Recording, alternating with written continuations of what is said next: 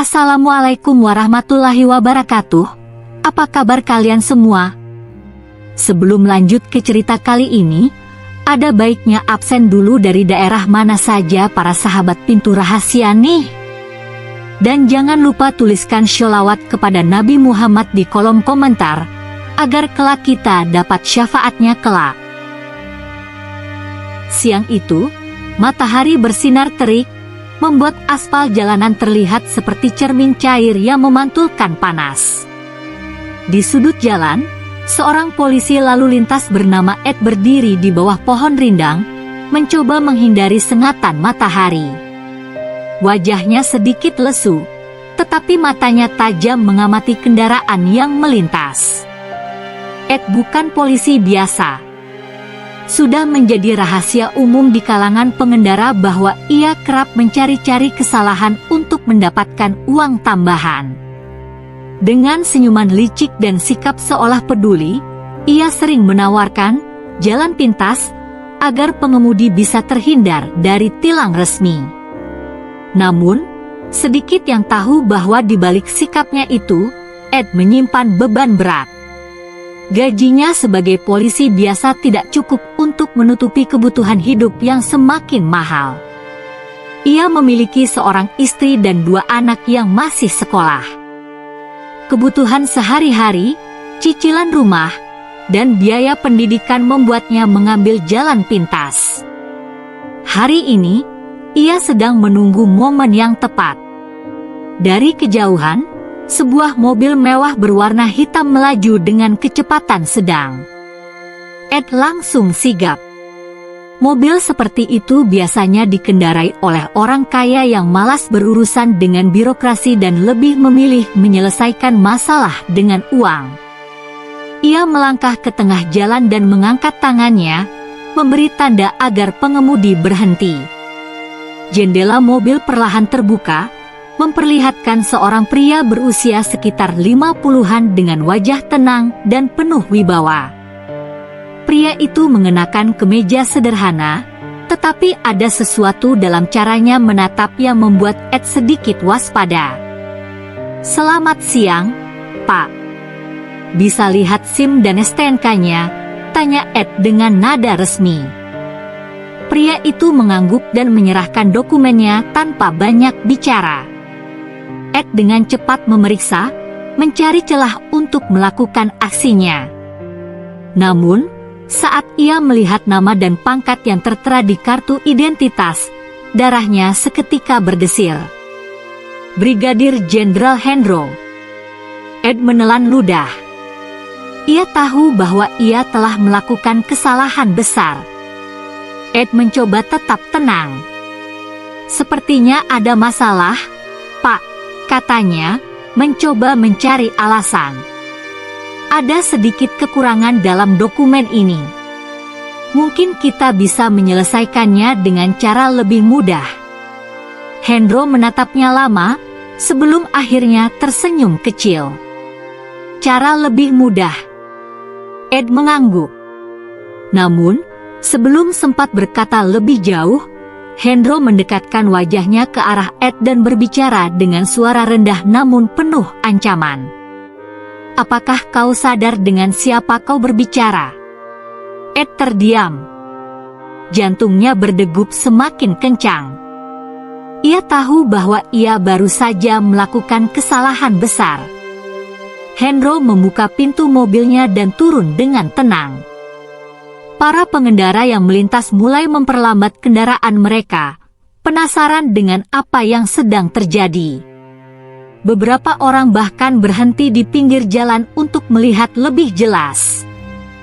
"Kalau kau ingin main-main dengan hukum, aku bisa memberimu pelajaran tentang hukum," kata Hendro dengan nada yang lebih keras. Ed semakin gelisah. Ia tidak bisa mundur sekarang. Ia sudah terlanjur mempermalukan dirinya sendiri. "Saya hanya menjalankan tugas, Pak. Jika ada kesalahan, kita bisa bicara baik-baik." Hendro tersenyum tipis. "Baiklah. Aku beri kau 1 kesempatan untuk mundur. atau aku pastikan ini jadi hari terburuk dalam hidupmu." Ed masih mencoba mempertahankan harga dirinya. Namun, ia tak menyangka bahwa Hendro memiliki kendali penuh atas situasi ini. Dalam sekejap, Hendro melangkah maju dan dengan cekatan menangkap tangan Ed, memutarnya ke belakang dengan mudah. Ed terperanjat. Ia merasa seperti anak kecil yang baru saja ditundukkan oleh seorang petarung veteran. Para saksi di sekitar mulai berbisik-bisik. "Kok bisa polisi malah kena begitu? Wah, tentara ini bukan orang sembarangan." Ed berusaha memberontak, tetapi Hendro hanya menekan lebih kuat hingga ia tak berdaya. "Kau pikir kau bisa menggunakan kekuasaanmu untuk memeras orang lain? Hari ini kau belajar bahwa tidak semua orang bisa kau perlakukan seperti itu," ujar Hendro dingin. Sementara itu, seorang warga yang menyaksikan kejadian ini telah menghubungi pihak berwenang. Beberapa menit kemudian, beberapa tentara TNI datang ke lokasi, dipimpin oleh seorang perwira yang mengenali Hendro. "Pak Jenderal, ada masalah?" tanya salah satu tentara dengan hormat. Hendro mengangguk ke arah Ed. "Tangkap polisi ini. Dia telah melakukan penyalahgunaan wewenang." Wajah Ed langsung pucat. Ia mencoba bernegosiasi, tetapi tidak ada gunanya. Ia ditangkap di depan puluhan mata yang menyaksikan dengan penuh kepuasan. Beberapa warga bahkan merekam kejadian itu dan menyebarkannya ke media sosial. Berita tentang kejadian ini menyebar luas. Istri Ed yang sedang bekerja di sebuah toko mendapat pesan dari teman-temannya. Wajahnya langsung pucat ketika melihat suaminya diborgol dan digiring oleh tentara.